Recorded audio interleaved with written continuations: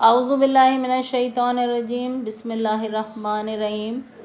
Hey guys, अस्सलाम वालेकुम। मैं सैयदा उज़्मा ज़ैदी अपने तमाम व्यूवर्स को अपने चैनल स्पिरिचुअल हीलिंग में वेलकम करती हूँ। व्यूवर्स, आज की मेरी वीडियो मेरी पिछली वीडियो की कंटिन्यूटी ही है। आज की मेरी वीडियो का टॉपिक है कि हाउ डज़ अ जनरेशनल कर्ज और एंसेस्ट्रल कर्ज और अ फैमिली कर्ज affect to the twin flame journey or a soul journey or a spiritual journey। It's like आज की इस वीडियो में मैं बात करूँगी कि कैसे जनरेशनल कर्ज, एंसेस्ट्रल कर्ज या जिसे हम फैमिली कर्ज भी कह सकते हैं, ये एक ट्विन फ्लेम जर्नी को, सोल जर्नी को या एक स्पिरिचुअल जर्नी को मुतासिर करता है। पहले तो मैं बता दूं कि आप इसे ट्विन फ्लेम जर्नी कहें या इसे सोल जर्नी कहें या स्पिरिचुअल जर्नी कहें या चक्रास बैलेंसिंग जर्नी कहें या कुंडलिनी अवेकनिंग जर्नी कहें, ये ऑलमोस्ट प्रोबेबली एक ही तरह की जर्नीज़ हैं। सिर्फ इनके दरमियान 19-20 का फ़र्क होगा। इट्स लाइक अगर कोई शख्स अपने ट्विन फ्लेम से मिल चुका है,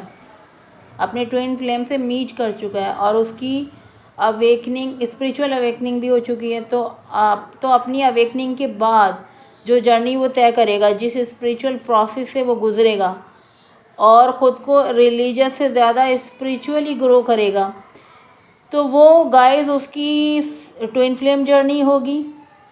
या हम उसको उसकी सोल जर्नी भी कह सकते हैं, उसकी स्पिरिचुअल जर्नी भी कह सकते हैं, चक्रास बैलेंसिंग जर्नी भी कह सकते हैं और कुंडलिनी अवेकनिंग जर्नी भी कहलाएगी ये। क्योंकि इस ट्विन फ्लेम जर्नी में वो अपने चक्रास को अलाइन करते हुए अपनी सोल को स्पिरिचुअली इवॉल्व करता है और अपनी सोल को स्पिरिचुअली ग्रो करता है इस स्पिरिचुअल जर्नी में। इट मीन्स कि वो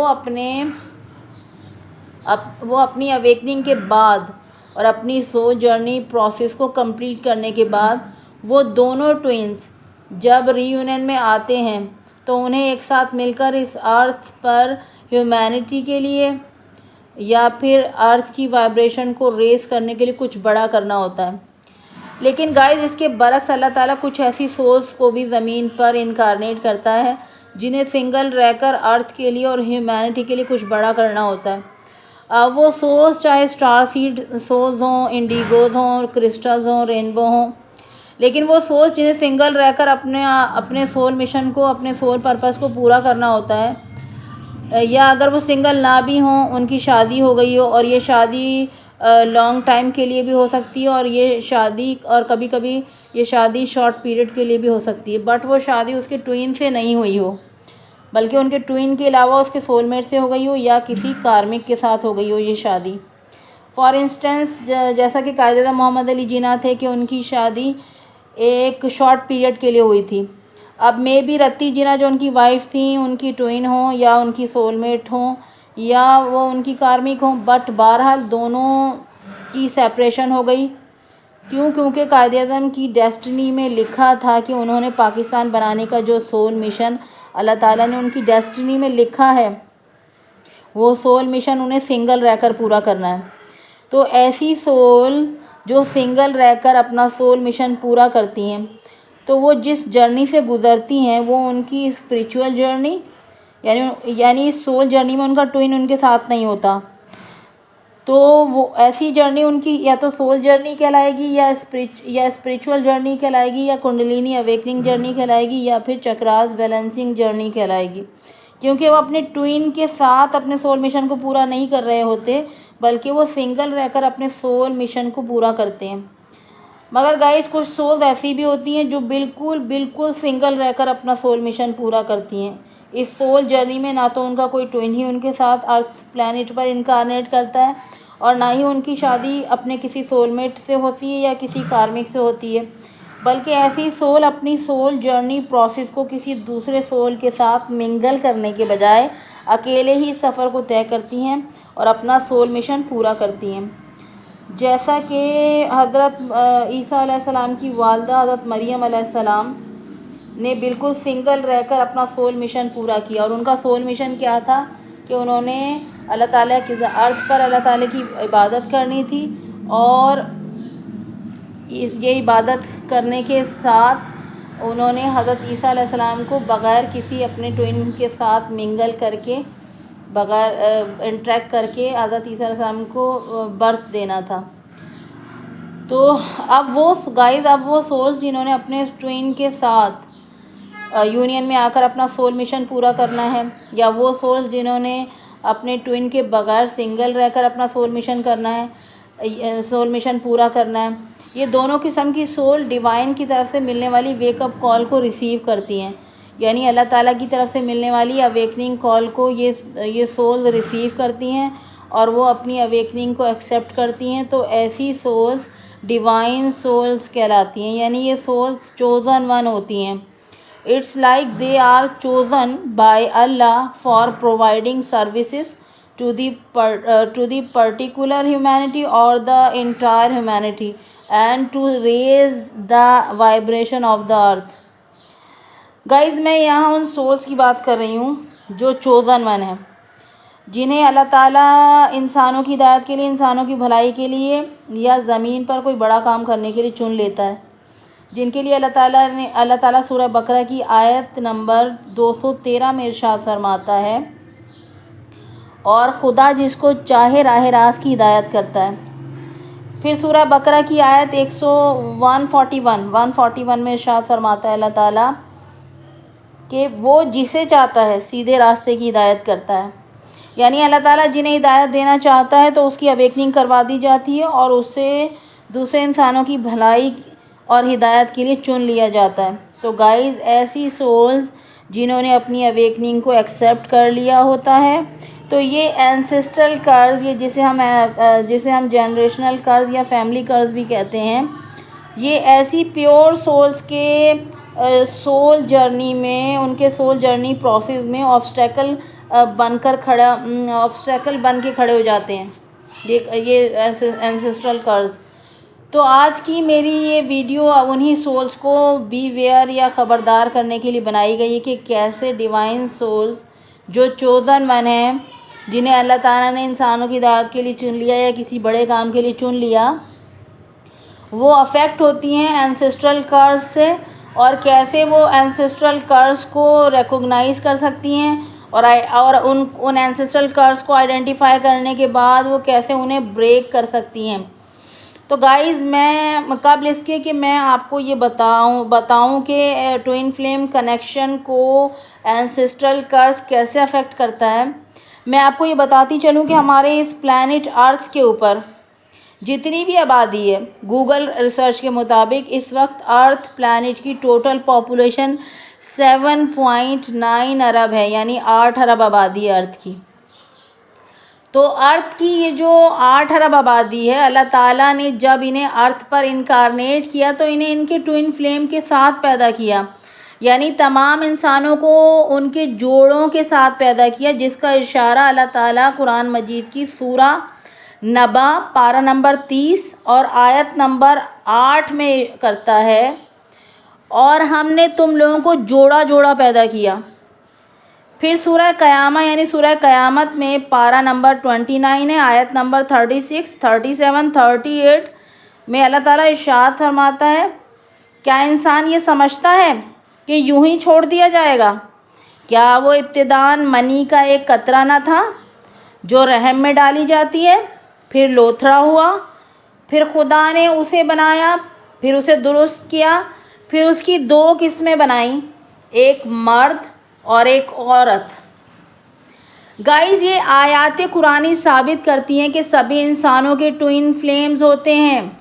सभी इंसानों के अंदर दोनों एनर्जीज होती हैं। यानी अगर आप मर्द हैं या आप औरत हैं, अगर आप मर्द हैं, अगर आप औरत हैं, तो अल्लाह ताला ने आपके अंदर 50% दोनों एनर्जीज़ को रखा है। आपने दोनों एनर्जीज़ को आपके अंदर रखा है, यानी आपके अंदर 50% फेमिनाइन एनर्जी है,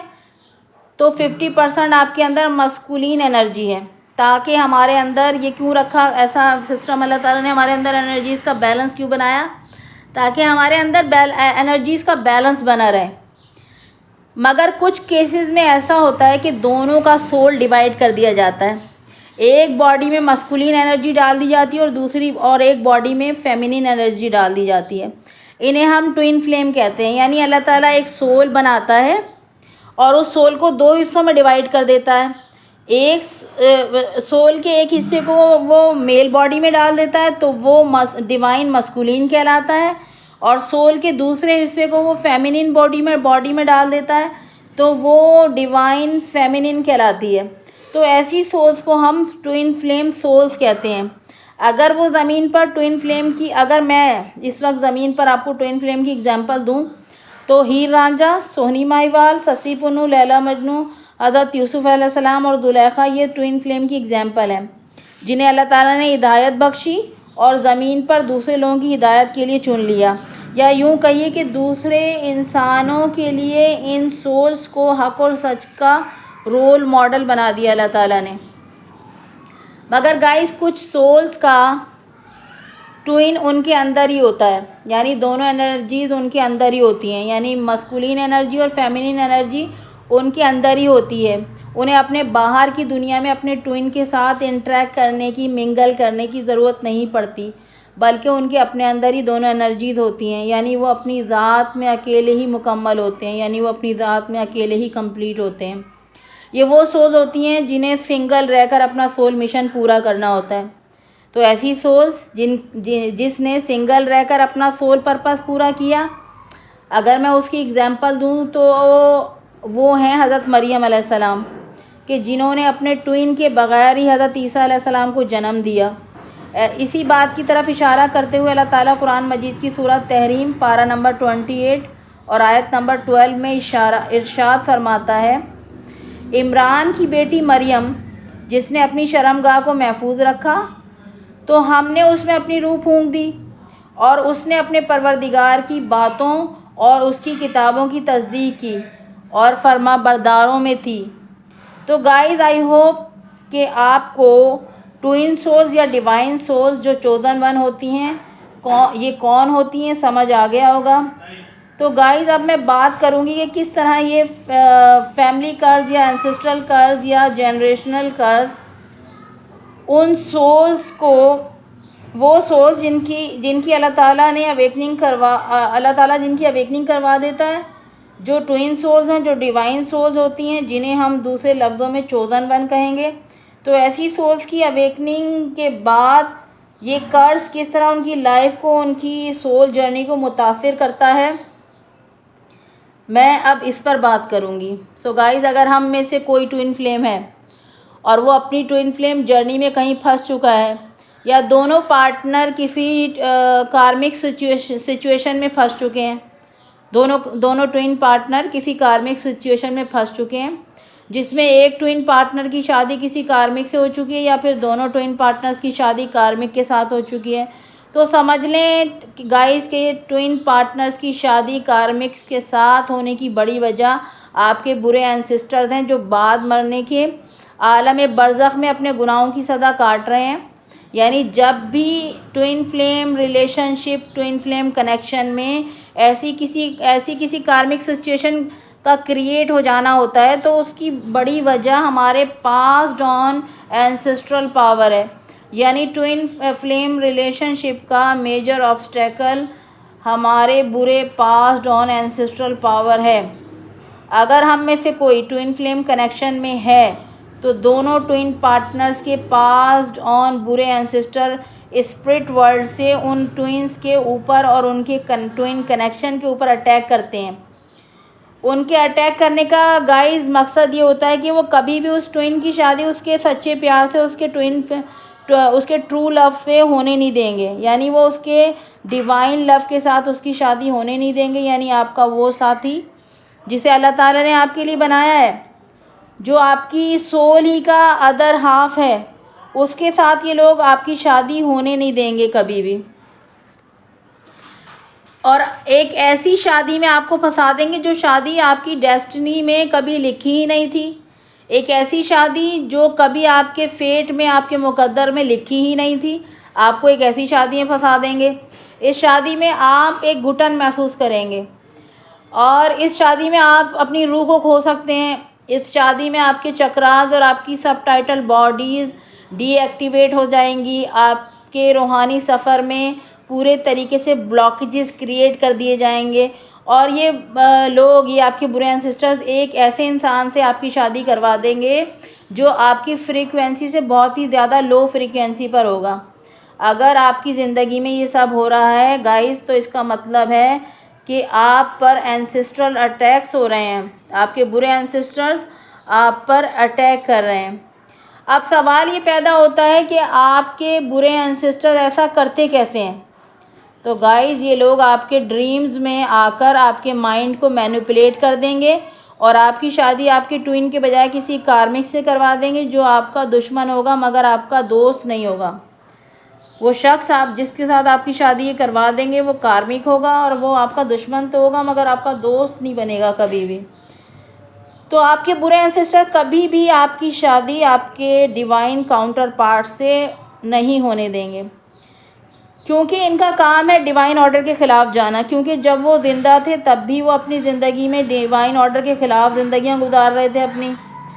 तो बाद मरने के अब वो स्पिरिट वर्ल्ड से अपने बच्चों को, अपनी फैमिली मेम्बर्स को, अपने रिलेटिव्स की ज़िंदगी में ऑब्स्टेकल क्रिएट करते हैं और वो चाहते हैं कि आपकी कभी अवेकनिंग ना हो और आप भी उन्हीं की तरह बाद मरने के लोअर डायमेंशन में जाएं जिस तरह वो लोअर डायमेंशन में चले गए। वो साथी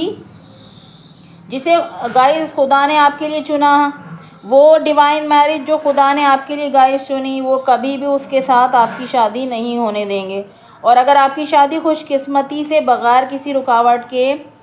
आपके ट्विन के साथ हो भी जाती है तो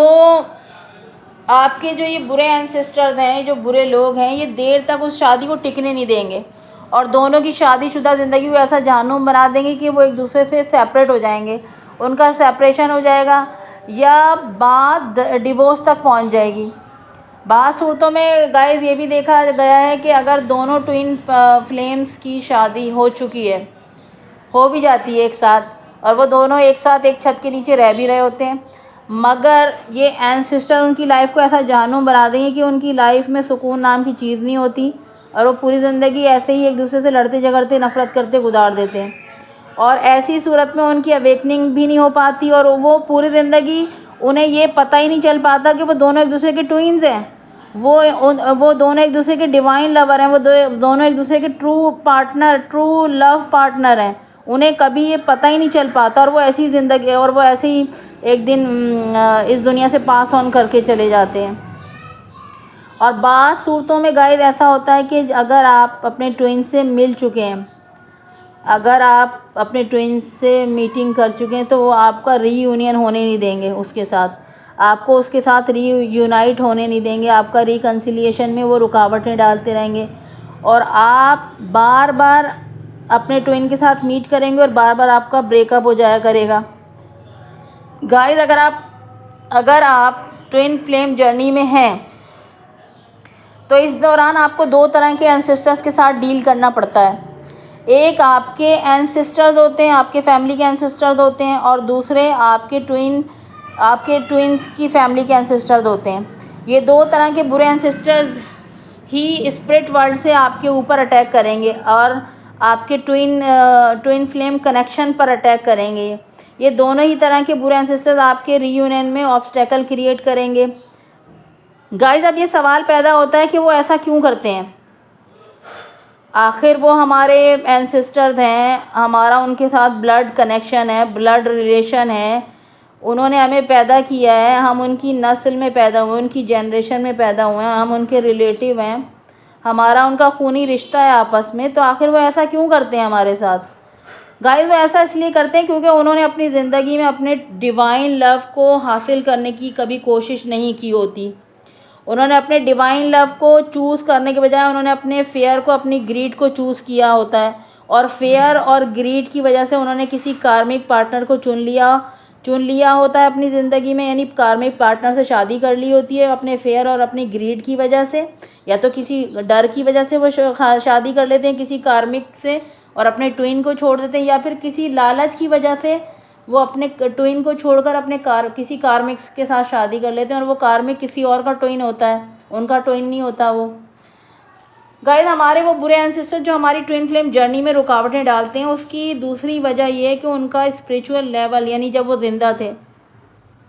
तो उनका स्पिरिचुअल लेवल बहुत कम था। वो अपनी ज़िंदगी में कभी उन्होंने रूहानी ताकतें हासिल नहीं की होती, उन्होंने अपनी ज़िंदगी में कभी स्पिरिचुअलिटी को प्रैक्टिस नहीं किया होता, उन्होंने कभी अपनी ज़िंदगी में अपना इनर वर्क नहीं किया होता, अपनी शैडो साइड पर, अपनी नेगेटिव साइड पर, अपनी डार्क साइड पर उन्होंने काम नहीं किया होता, उन्होंने और अपनी लाइट बॉडी को उन्होंने इन्हांस नहीं किया होता, उन्होंने कभी अपनी ज़िंदगी में एनलाइटमेंट उनको मिली नहीं होती है, उन्होंने खुदा के साथ अपना कनेक्शन स्ट्रॉन्ग बनाने पर कभी तवज्जो नहीं दी होती है। इसलिए वो अपने इन बच्चों को, अपने इन रिश्तेदारों को के रास्ते में, अपने फैमिली मेम्बर्स के रास्ते में ऑब्स्टेकल क्रिएट करते हैं, जो अपनी ज़िंदगी में स्पिरिचुअलिटी को प्रैक्टिस कर रहे होते हैं, जो अपनी ज़िंदगी में एनलाइटमेंट हासिल करने की कोशिश कर रहे होते हैं, जो अपना कनेक्शन अल्लाह ताला के साथ जोड़ने की कोशिश कर रहे होते हैं, यानी जो स्पिरिचुअल जर्नी पर होते हैं, जो सोल जर्नी पर होते हैं, उनकी ज़िंदगियों में ये बुरे एंसेस्टर्स ऑब्स्टेकल क्रिएट कर रहे होते हैं स्पिरिट वर्ल्ड से। गाइस एक वजह ये भी होती है कि हमारे वो एंसेस्टर्स जिनकी किसी गलती, बुराई या गुनाह की वजह से ये कर्ज उन्हें दिया गया होता है और उनको मिला हुआ कर्ज उनकी फैमिली के दूसरे अफराद पर भी आ जाता है, और वो इन कर्ज से पैदा होने वाले इश्यूज़ को एड्रेस करने के बजाय या उन्हें कन्फेस करने के बजाय अपनी ज़िंदगी गुजारते चले जाते हैं, और उन्हें क्योंकि इन कर्ज की वजह से अपनी ज़िंदगियों में कुछ अच्छा मिला नहीं होता, उन्होंने कुछ अच्छा देखा नहीं होता, उन्होंने परेशानियों में, जहालत में, लाइल्मी में, गुर्बत में, महरूमियों में, डिप्रेशन में, एंग्जाइटी में, इग्नोरेंस में अपनी ज़िंदगियाँ गुजार दी होती हैं, और वो ऐसी ही हालत में इस दुनिया से चले जाते हैं, और दुनिया से जाने के बाद भी वो अच्छी जगह नहीं गए होते, यानी आलम बरज़ख में वो अपनी सज़ा काट रहे होते हैं। तो अब वो डिवाइन सोल जो आपकी फैमिली में इन एंसेस्टर्स को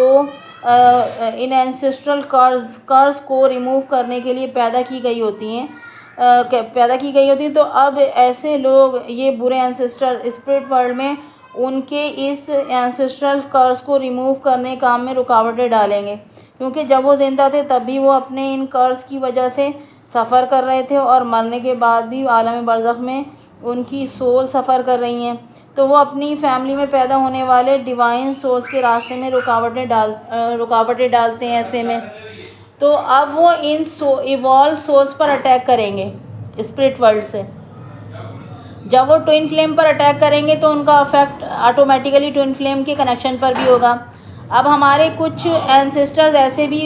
भी थे जिन्होंने अपनी ज़िंदगियों में हमसे पहले इन एंसेस्टर्स कर्ज को आइडेंटिफाई कर लिया होता है, और वो इन्हें ब्रेक करने की कोशिश भी करते हैं, इन्हें रिमूव करने की भी कोशिश करते हैं अपनी ज़िंदगी में, मगर वो कामयाब नहीं हो पाते। वो कामयाब इसलिए नहीं हो पाते क्योंकि या तो उनके अंदर इतनी डिग्निटी नहीं होती कि वो उस एंसेस्ट्रल कर्ज को ब्रेक कर सकें, या उन्होंने अपनी अवेकनिंग को बहुत लेट एक्सेप्ट किया था कि ज़िंदगी ने उन्हें मौका ही नहीं दिया कि वो इस काम को अपनी ज़िंदगी में कंप्लीट कर पाते, या उनके पास वो करेक्ट टूल्स नहीं थे कि जिसके ज़रिए से वो इस एंसेस्ट्रल कर्ज को रिमूव कर पाते, या उनके पास इतनी नॉलेज ही नहीं थी कि जिसकी वजह से वो अपनी ज़िंदगी में कम्प्लीटली इस एंसेस्ट्रल कर्ज को रिमूव कर पाते। सो गाइज़, तो बाद मरने के वो ट्विन फ्लेम्स के डिवाइन सोल के वो एंसेस्टर्स जो अपनी ज़िंदगी में इस जनरेशनल कर्ज को रिमूव करने की कोशिश करते हैं, मरने के बाद वो ट्विन फ्लेम्स के डिवाइन सोल्स के स्पिरिट गाइड बन जाते हैं। वो उन्हें ड्रीम स्टेट में या विजन्स के ज़रिए उन्हें गाइड करते रहते हैं, ट्विन फ्लेम्स को या डिवाइन सोल्स को गाइड करते रहते हैं स्पिरिट वर्ल्ड से। ये हमारे फैमिली के अच्छे वाले एंसेस्टर्स हैं। तो ऐसे एंसेस्टर्स को रिकॉग्नाइज़ करना हमारे लिए बहुत ज़रूरी होता है कि आपके कौन से एंसेस्टर्स स्पिरिचुअल रेम से आपकी हेल्प कर रहे हैं और कौन से एंसेस्टर्स स्पिरिचुअल रेम से आपको कर्ज कर रहे हैं और आपको बर्बाद करने में लगे हुए हैं। यानी आपको आइडेंटिफाई करना है कि कौन से आबा अजदाद और आप कौन से आबा अजदाद आपके साथ हैं और आपके हक़ में हैं और आपका अच्छा चाहते हैं, और कौन से आबा अजदाद आपके ख़िलाफ़ हैं और आपका बुरा चाहते हैं। ये आपको रिकॉग्नाइज़ करना होगा। तो गाइस यूजुअली फैमिली के किसी एक मेंबर के गुनाह या जुर्म या किसी गलत काम की वजह से इंटायर फैमिली को इस कर्ज की सज़ा भुगतनी पड़ती है, या बाज़ सूरतों में पूरी फैमिली या फैमिली के कई अफराद के गुनाह या किसी को हर्ट करने की वजह से उसका कर्ज पूरी फैमिली पर आ जाता है। जनरेशनल कर्ज आपकी इंटायर फैमिली पर आने की एक सूरत ये भी हो सकती है कि जब फैमिली का कोई एक फ़र्द या कई अफराद खुदा से मुंह फेर लेते हैं, या फिर वो कोई ऐसी गलती जो गुनाह या जुर्म कर बैठते हैं जिसको वो कभी भी गलती मानते नहीं हैं, और उसको ठीक करने, उसको दुरुस्त करने, उसको सुधारने की कोशिश भी नहीं करते वो,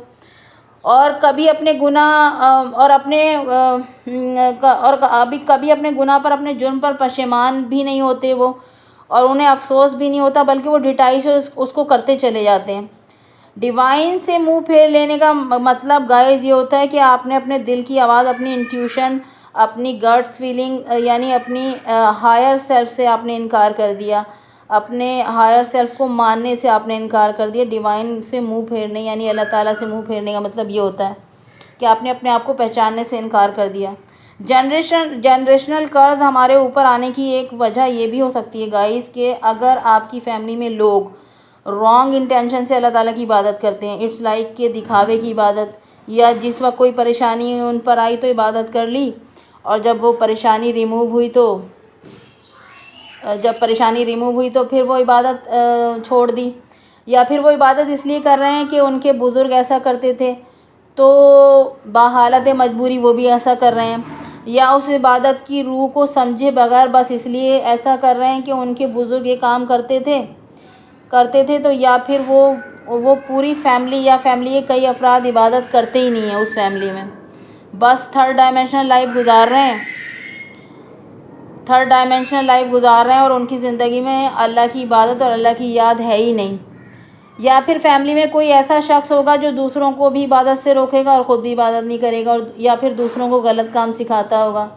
या फिर फैमिली में कोई ऐसा पैटर्न चला आ रहा होगा कि एक तरफ तो ये फैमिली ह्यूमन राइट्स के हक़ में बात करती होगी, और but on the other side इसी घर में ह्यूमन राइट्स की वायलेशन होती होगी, यानी रूल्स एंड रेगुलेशंस की वायलेशन होती होगी, यानी घर के कमज़ोर लोगों पर या घर की ख़वातीन पर या घर के मुलाज़मों पर जुल्म किया जाता होगा। तो यूजुअली हम कह सकते हैं कि फैमिली के किसी एक फ़र्द या किसी एक या कई अफराद की स्टूपिडिटी की वजह से इंटायर फैमिली को उसकी सज़ा भुगतनी पड़ती है, इंटायर फैमिली पर वो कर्ज आ जाता है। बट फैमिली में जिन लोगों को मालूम हो जाता है कि वो एंसेस्ट्रल कर्ज के अटैक में आते हैं, या अगर उन्हें मालूम नहीं भी होता बल्कि इस कर्ज की वजह से उनकी फ़ैमिली बहुत ज़्यादा सफ़र कर रही होती है, तो वो उनकी फ़ैमिली में होने वाले इश्यूज़ को, प्रॉब्लम्स को एड्रेस करने के बजाय ये कहकर इग्नोर कर देते हैं कि अगर ये प्रॉब्लम है तो है, हम इस सिलसिले में तो कुछ नहीं कर सकते। बट गाइस, इस कर्ज को रिमूव करना पूरी फैमिली या जिस शख्स की वजह से ये कर्ज मिला है, दर हकीकत उन लोगों के बस की बात नहीं है। इस कर्ज़ को, इस जनरेशनल कर्ज़ को, इस एंसेस्ट्रल कर्ज़ को या इस फैमिली कर्ज़ को रिमूव करना उस शख्स की बात नहीं है, उस फैमिली के पूरे अफराद के बस की बात नहीं है, बल्कि इस कर्ज़ को रिमूव करना या इसको ब्रेक करना का काम सिर्फ़ और सिर्फ ट्विन फ्लेम या डिवाइन सोल का होता है, क्योंकि जो ट्विन फ्लेम्स होते हैं या जो डिवाइन सोल्स होती हैं वो एक ऐसी ही फैमिली में पैदा की जाती हैं जो फैमिली पहले ही से ही जनरेशन कर्ज को फेस कर रही होती है। ये चोज़न वन, ये डिवाइन सोल्स बेसिकली ऐसे घरों में पैदा होती हैं जहाँ प्यार नाम की कोई चीज़ नहीं होती, जहाँ डिग्निटी नाम की कोई चीज़ नहीं होती, तो अब ये इन डिवाइन सोल्स की ज़िम्मेदारी होती है कि वो वहाँ उन घरों के अंदर डिग्निटी और अनकंडीशनल लव को लेकर आए। तो स्पिरिचुअली अवेकन्ड एंड बिकॉज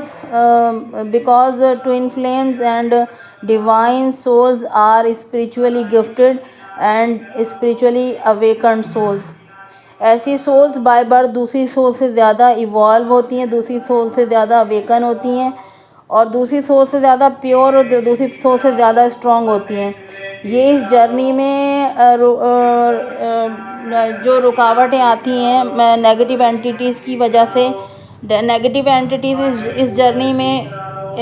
इनके रास्ते में जो हर्डल, जो ऑब्स्टेकल, रुकावटें क्रिएट करते हैं, ये डिवाइन सोल्स उनसे मुकाबला करने की ताकत रखती हैं। अल्लाह ताला इन्हें इतना एम्पावर करके भेजता है कि डिवाइन सोल्स उन शयातीन से, उन नेगेटिव एंटिटीज़ से मुकाबला कर सकती हैं। जबकि आम अफराद, आम इंसान, आम लोग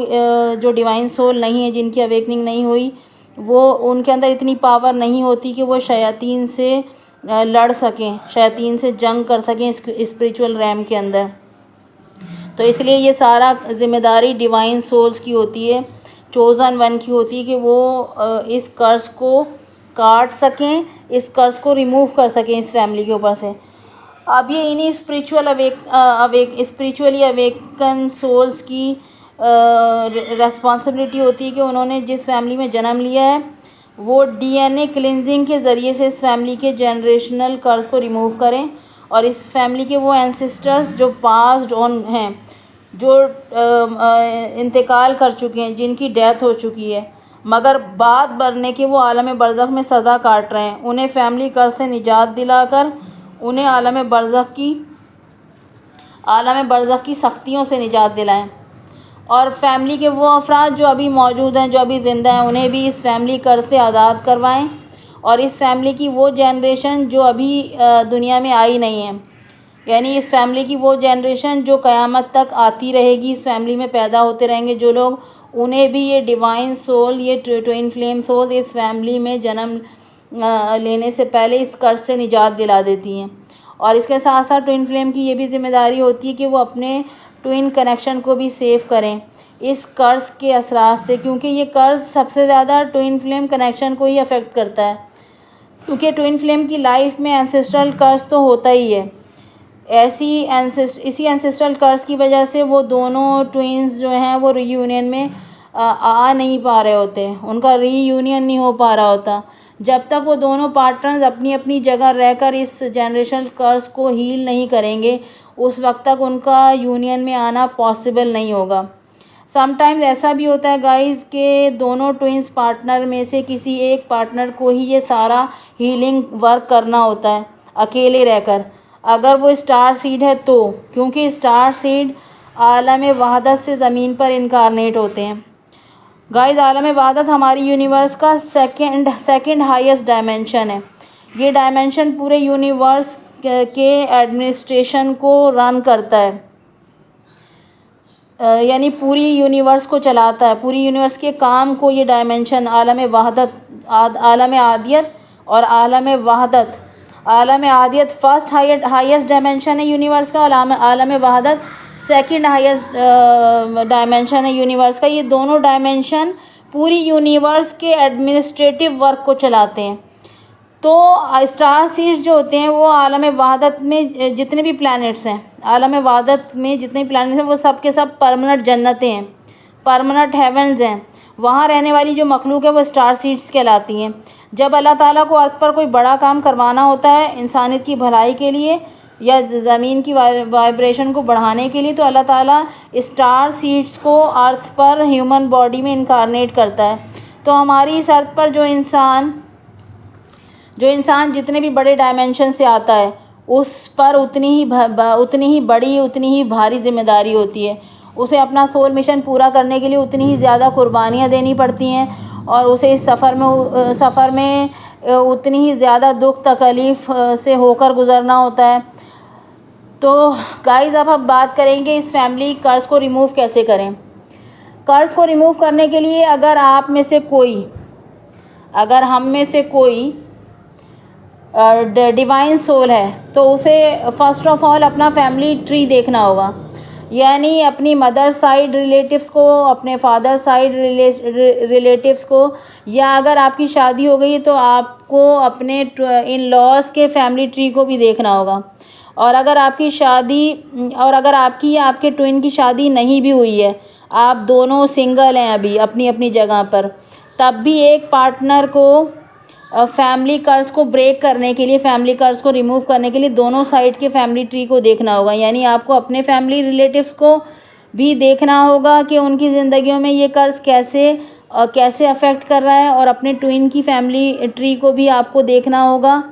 कि उनकी ज़िंदगियों में ये फैमिली कर्ज कैसे अफेक्ट कर रहा है उनकी ज़िंदगियों को, क्योंकि आपके ट्विन कनेक्शन पर आपके बुरे एंसेस्टर्स भी अटैक कर रहे होते हैं, और साथ ही साथ आपके ट्विन के बुरे एंसेस्टर्स भी अटैक कर रहे होते हैं आपके ट्विन कनेक्शन के ऊपर। सो एज अ कलेक्टिव आपको देखना होगा कि आपकी फैमिली के किस एंसेस्टर्स की वजह से आपको ये कर्ज़ मिला और क्यों मिला है ये कर्ज़ आपको, ये भी आपको देखना होगा। और इसे हम रिमूव कैसे कर सकते हैं, इस कर्ज़ को आप रिमूव कैसे कर सकते हैं, आपको ये भी देखना होगा।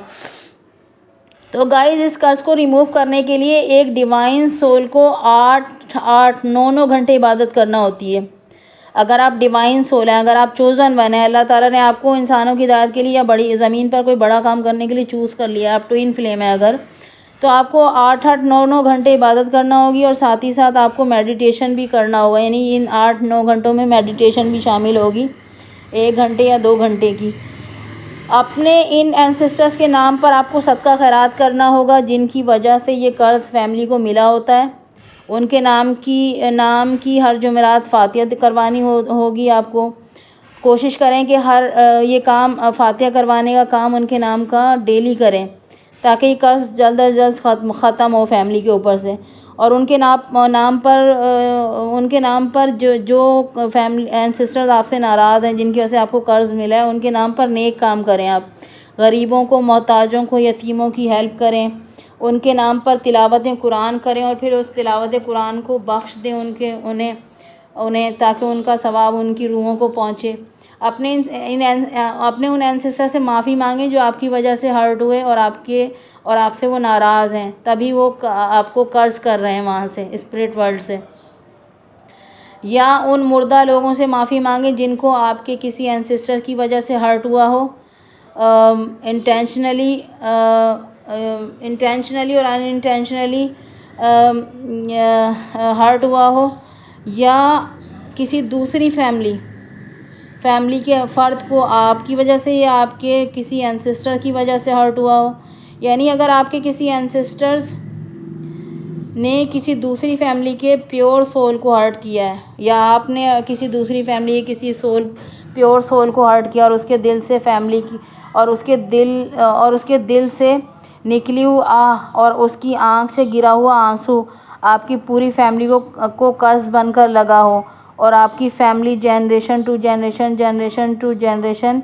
इस कर्ज़ की वजह से कई सदियों से सफ़र कर रही हो, तो इन प्योर सोल से माफ़ी मांगें। आप माफ़ी मांगें, क्योंकि आप डिवाइन सोल्स हैं। आपको ये काम अल्लाह ताला ने दिया है। आपको ज़मीन पर इनकारनेट ही इसीलिए किया गया है कि उन सोल से आप माफ़ी मांगें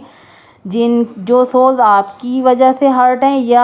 आपके किसी फैमिली मेम्बर की वजह से हर्ट हैं जो सोल्स,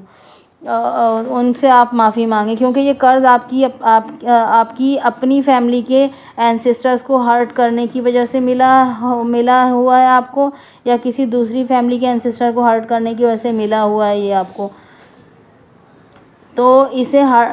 उसे हर्ट आपने किया हो, या आपके फैमिली के किसी दूसरे फ़र्द ने किया हो, या आपके किसी पास्ट ऑन एंसेस्टर ने उन्हें हर्ट किया हो, बहरहाल माफ़ी उनसे डिवाइन सोल को ही मांगनी होगी। और जब तक वो माफ़ नहीं करेंगे, उस वक्त तक आपको और आपकी इंटायर फैमिली और इंटायर जनरेशन को इस कर्ज़ से कभी निजात नहीं मिलेगी। और साथ ही साथ आप अल्लाह ताला से भी माफ़ी मांगें, और अल्लाह से रिक्वेस्ट करें कि अल्लाह हमें भी माफ़ कर, और उन डेड सोल या उन अलाइव सोल से हमें माफ़ी दिलवा दे, जो हमारी वजह से या हमारे किसी एंसेस्टर या हमारे किसी